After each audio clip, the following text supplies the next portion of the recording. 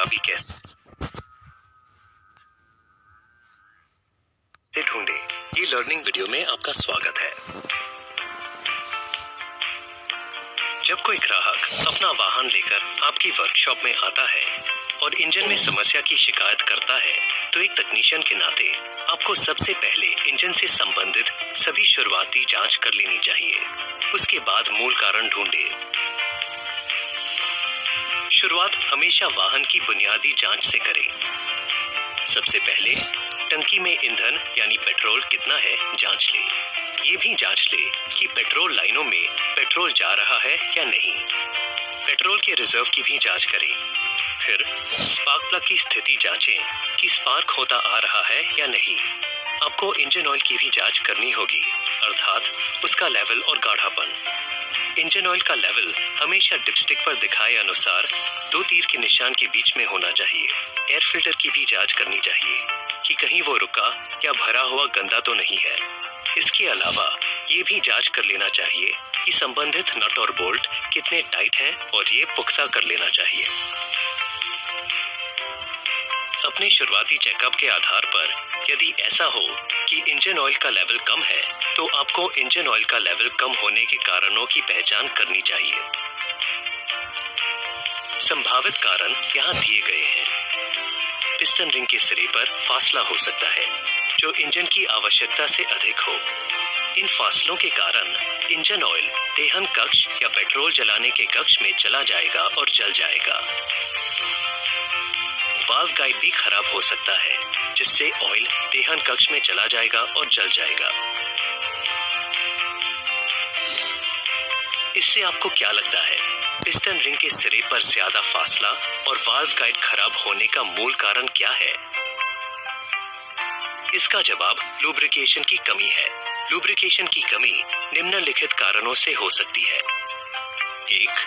क्षतिग्रस्त या टूटा हुआ ऑयल पंप इंजन ऑयल को उतना पंप नहीं करता हो जितनी उनकी जरूरत है। इसका परिणाम ये होगा कि इंजन सिलेंडर हेड का लुब्रिकेशन कम होगा और नतीजतन वाल्व गाइड को नुकसान पहुंचाएगा। 2. यदि इंजन ऑयल पहले से ही कम है, तो इससे सिलेंडर वॉल का लुब्रिकेशन कम होगा। यदि तेल सूख चुका है, तो पिस्टन रिंग और सिलेंडर बहुत जल्दी खराब हो जाएंगे। 3. लो ग्रेड के इंजन ऑयल का उपयोग करने से भी लुब्रिकेशन कम हो सकता है। 4. लंबे समय तक ऑयल न बदलने जैसे खराब रखरखाव से ऑयल गाढ़ा हो जाता है, जो लुब्रिकेशन के लिए अच्छा नहीं है। 5. इंजन ऑयल की राह या इंजन ऑयल छानने वाली स्क्रीन में रुकावट इसका एक और कारण हो सकता है। 6.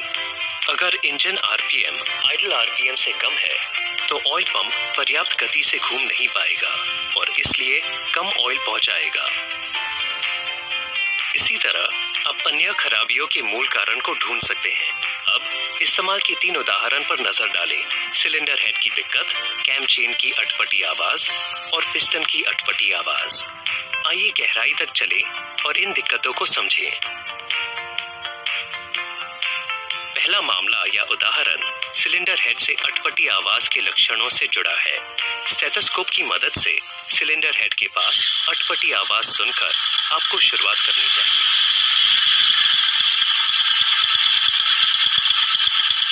जैसा कि आप सुन सकते हैं, ये इस तेज आवाज में चट-चट और टिक-टिक का शोर है और ये अटपटी आवाज वाल्व से आ रही है। वार्म अप या इंजन गर्म होने के बाद शोर और तेज हो जाता है।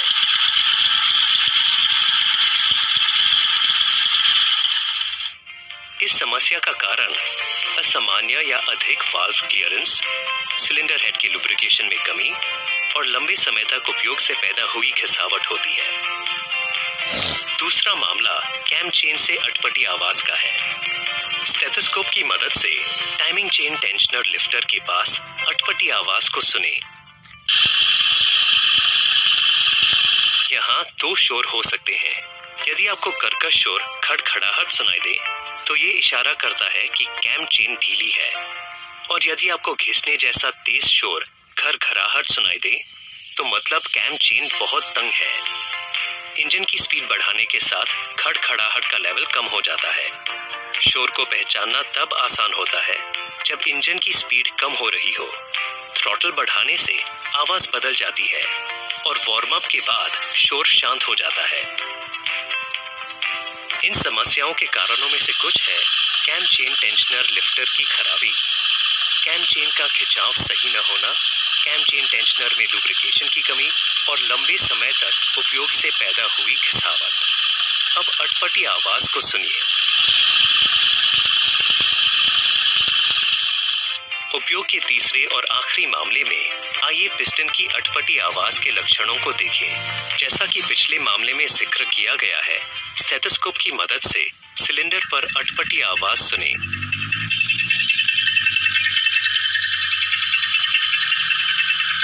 यहाँ आप खटखट और ठोकने पीटने जैसा शोर सुन सकते हैं और इंजन के गर्म होने के बाद ये मंद हो जाता है।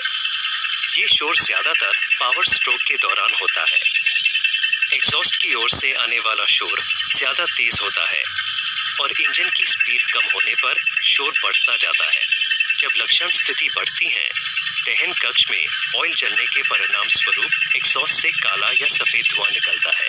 स्पार्क प्लग गीला और काली कालिक से भरा मिलता है। इस समस्या का कारण है एयर फिल्टर का खराब रखरखाव और लुब्रिकेशन की कमी, पिस्टन रिंग्स और सिलेंडर बोर की अत्यधिक घिसावट, पिस्टन रिंग्स का टूटा होना, पिस्टन होल और पिस्टन पिन के बीच अत्यधिक प्ले होना और कनेक्टिंग रॉड तथा पिस्टन खांचे और पिस्टन रिंग के बीच अत्यधिक प्ले।